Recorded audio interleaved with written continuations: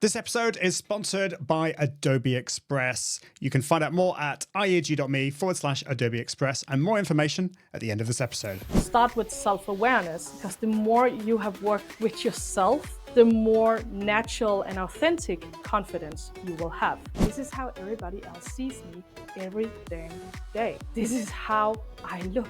This is how I sound. That was scary. I realized, okay, but I'm still married. I still have friends.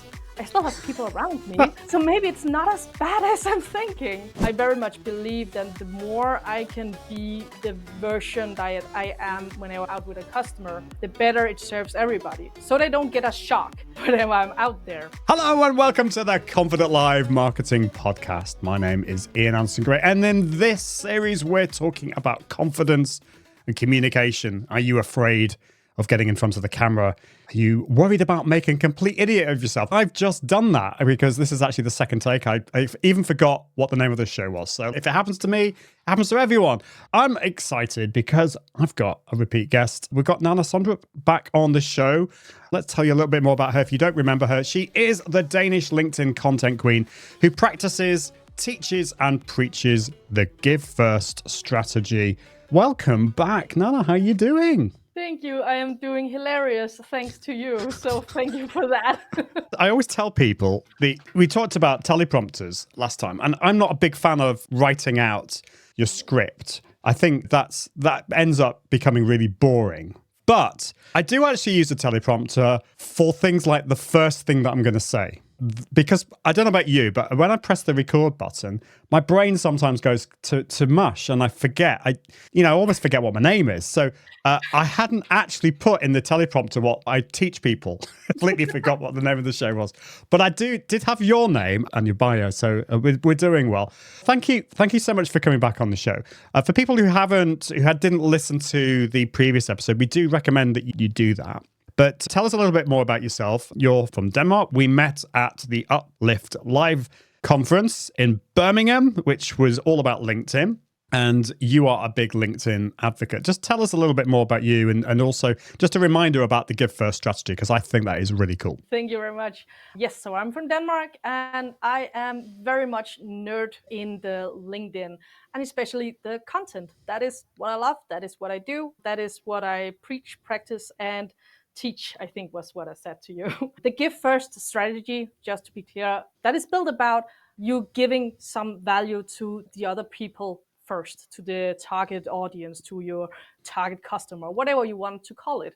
Because when I started there, I kept on hearing these pitch something, ask, do you want to buy? Do you want to hear what I can sell? Do you want my stuff? And that doesn't build connection. That doesn't build trust. That doesn't build anything. It might sell something, but you have to do that a lot. And I didn't like that. So instead, I focused on, can we just give value and build connection, build trust?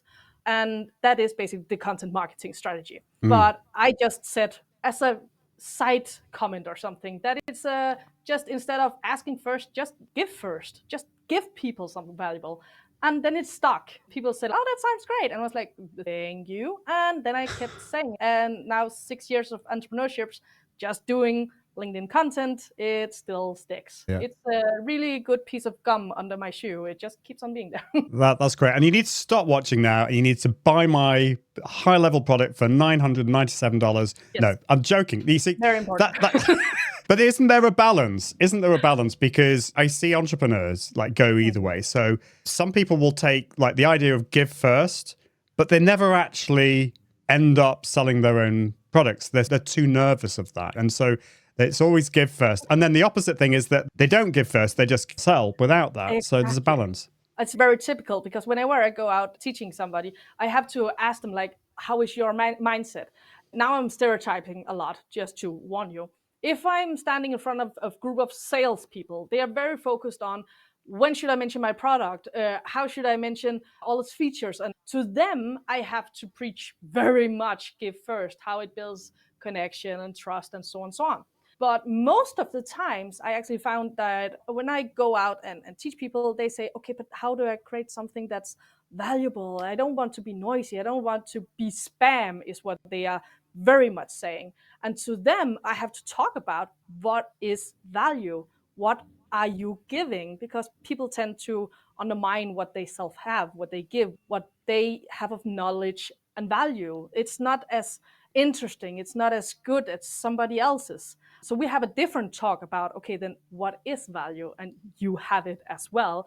And something that's very basic to you can be very high level value for somebody else. Just because it's Mm. basic to you doesn't mean that it's not good. It just means that you're probably good at what you're doing since it's basic to you. Yes. And So that brings us quite nicely into talking about your journey in the content world, particularly video, because I think that's quite often what happens in our heads. There's a mindset journey that we need to go on because, first of all, when we get in front of the camera, we might be worried about people thinking we look like an idiot, that we don't know what we're talking about. And we need to start to think, actually, I do know what I'm talking about. And I do have a message.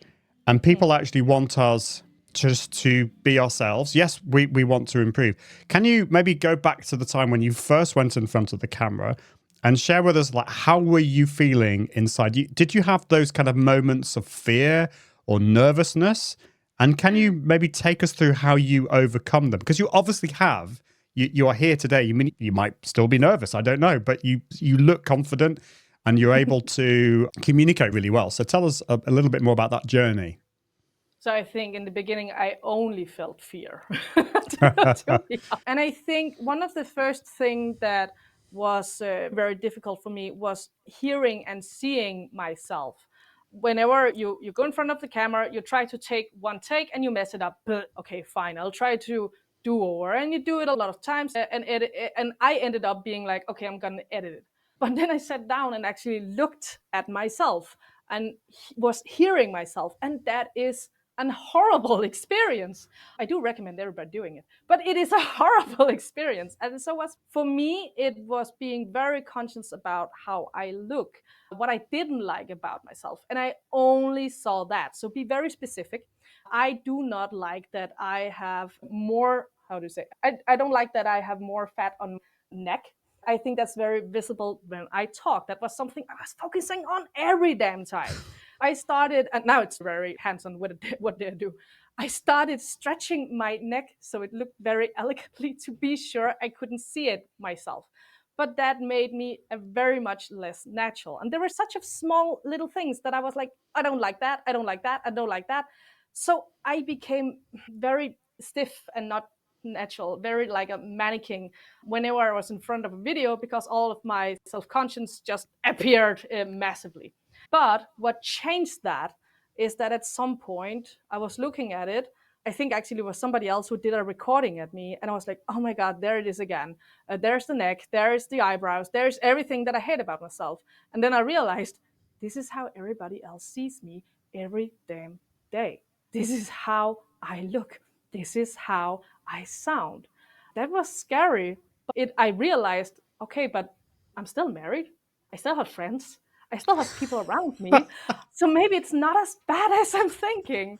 And this was really something huge for me, just realizing other people see me like this all the time. I just don't. I see myself in the mirror turned the way that I like. I see myself on pictures posing the way I like. But when I saw that other people took pictures of me, friends and family, and I looked the way that I hated, I just realized, but this is just how I look. And that just gave me some kind of, it took a little bit of time more than that, but still that started my self-acceptance of being like, okay, yeah, you can pose all you want, but you still look this way normally in every day, and that's fine, that's okay. That was one of my biggest first step. That was the appearance thing, like how do I feel about myself, being confident in that. I still, as everybody else, have a lot of things that I could like to change and blah blah blah blah blah, but it's not something that I'm very focused on now. It's not something that bothers me. That's not why I'll do a retake of a video or whatever.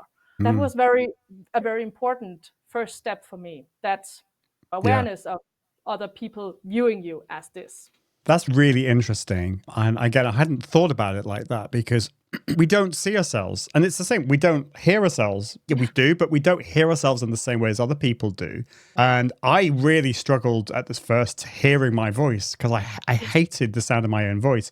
And I think sometimes we can just, we come I don't know. It's almost like a form of self-obsession in a sense that we're just focused on ourselves. Like you were mentioning about your neck, you didn't like the way it looked, and nobody else is thinking that. Or if they are thinking that, they're not really going to be part of your. They're not going to be your perfect customer if they're obsessed with that. Oh, I couldn't possibly work with them because I don't like their neck. What kind of idiot are they? You know. So I think that is so true, and so that Great content, bad neck. yeah. There you go. That's your tag. That's your tagline. That's your tagline for you. You put it on your website. Have you had any? So that was a pivotal moment for you. Have you had any like disasters or anything that has gone wrong? And how did you get through that? Was it a learning experience for you? Something that went wrong. From the outside world, I don't think there was much going wrong. But for me, it is, again, the perfectionism fighting Yeah. that I think this self-awareness journey really helped me, because the things that I feel like was mistakes, was faults, something that went wrong, is not something anybody else saw. So for instance, the first time I did a live, that was on LinkedIn. When it just came out, you have to apply for it and everything. I knew for myself that I wanted to go tech, and I wanted to nerd, and I wanted to prepare some great content and everything. That's what I wanted to do. But then I knew that, okay, but then I'll focus on that. That'll just be my new posing of the neck. That'll just be my new something I'll be hiding behind. Yeah. Not that you shouldn't do it, but I just was aware that'll be what I was doing. So instead, my first live, I had just a very simple topic. I think it was, how does the algorithm works? And not in a, is it like better than comment? Not like that. But basically, what is its purpose? What does it serve? And then I took out a whiteboard behind me, and then I just draw on it when I was talking. So telling, okay, so it really loves this and put in a heart, but really hate this, put in a cross, and so on. That's what I did, because for me, the first live was more about testing and trying to get comfortable with it, and not as much about what I said. And I made it a lot easier for myself by saying, okay, away with the tech, away with the PowerPoints, away with everything. I'm just going to talk with a whiteboard. Then there is less preparation and less things that I can mess up or just hyper focus about. So that was me removing all the things that I wanted to hide behind and not do today. I'm going to do it when this is ready, and so on. But for me, I felt like when I watched the live back, I felt like there were so many things wrong.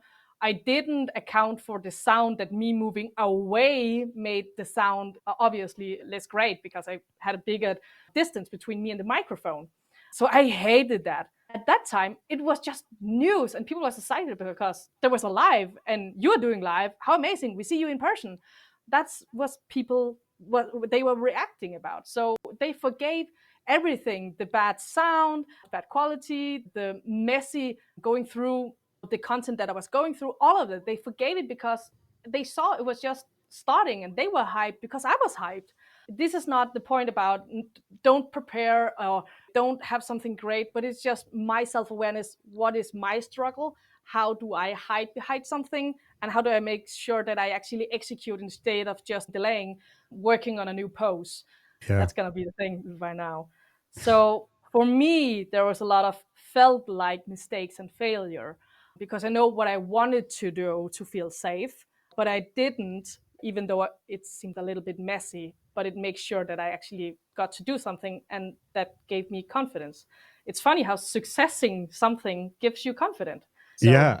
Yeah, and this is the story of what it's like to be a perfectionist or a recovering perfectionist, because these are the thing. It may seem very strange, like why obsess over these little things?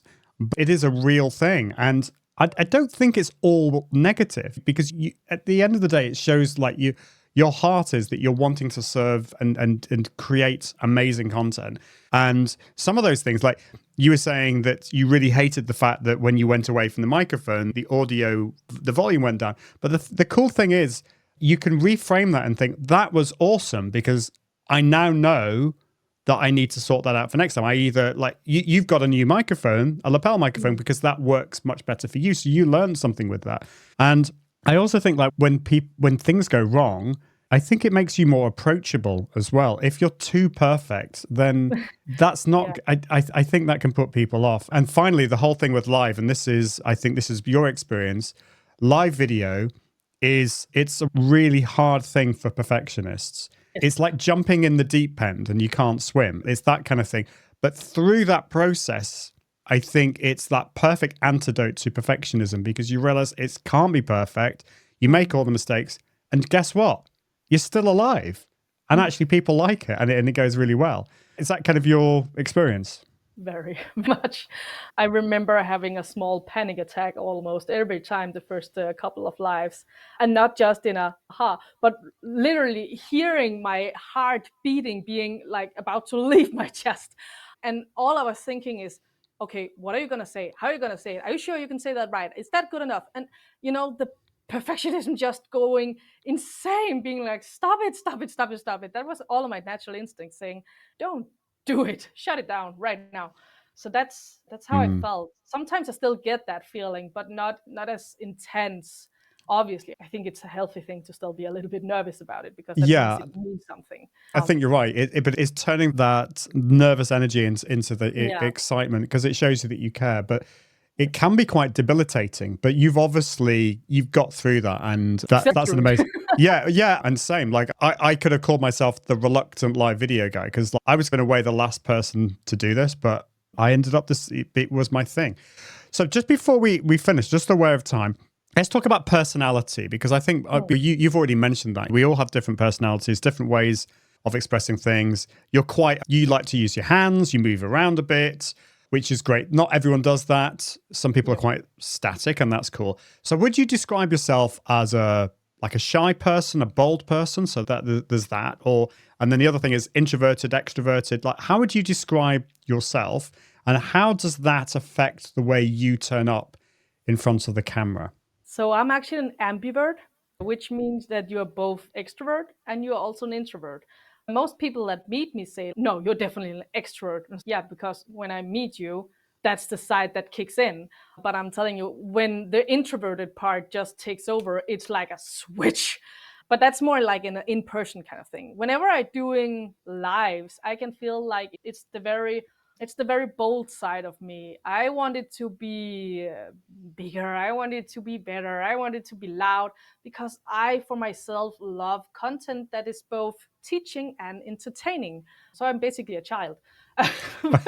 But We all are. that's what I love and what I really like, I want to give to others.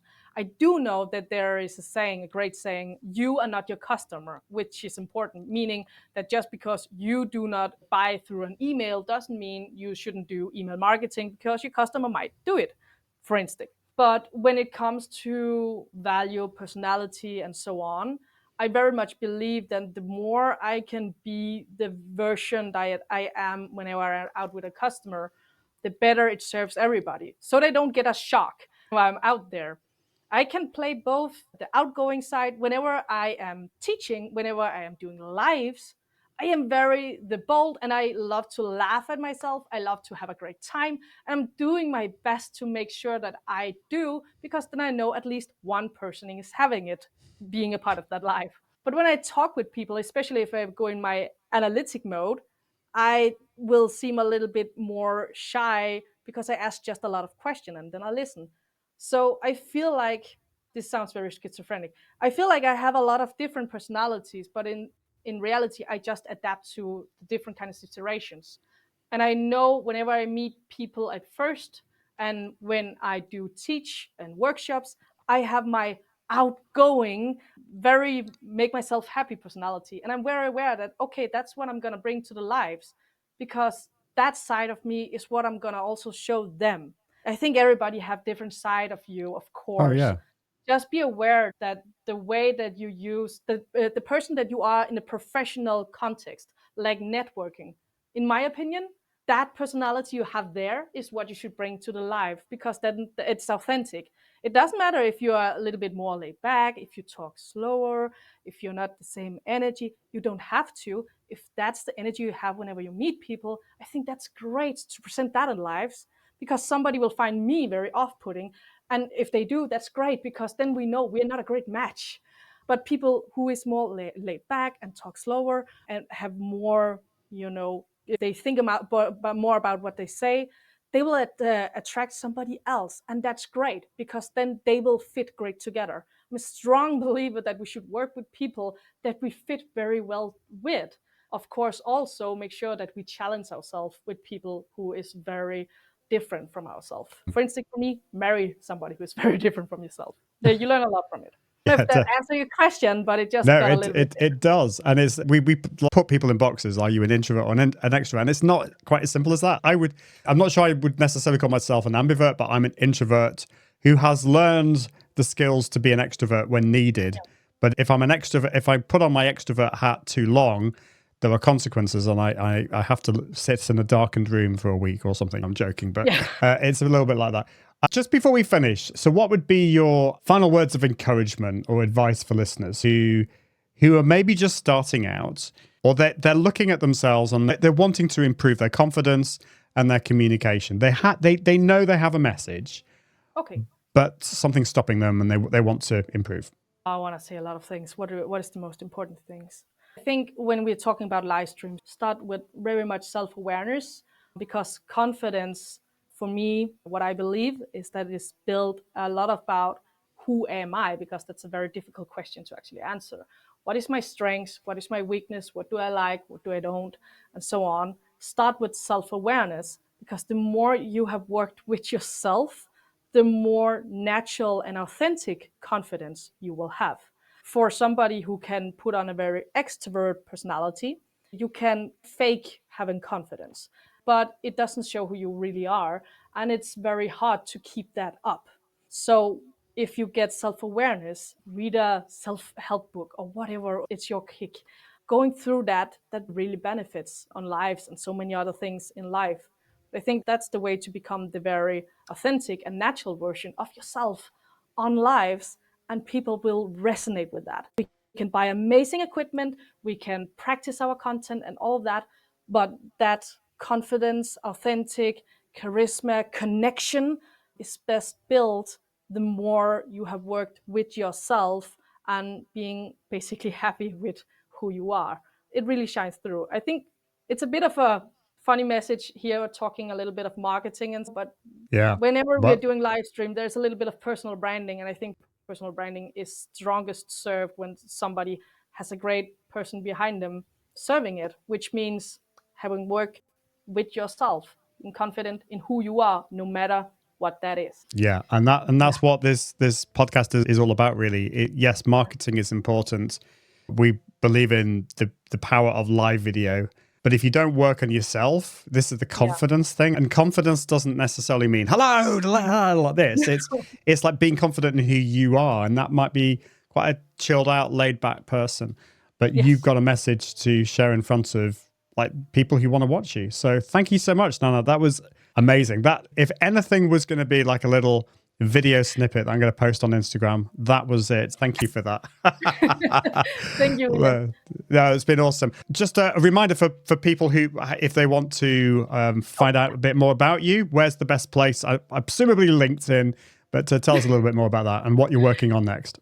Please follow me on LinkedIn. I do write in Danish, but you are welcome no matter what language that you speak. You can use the translation button. My life is also in Danish. I am sorry.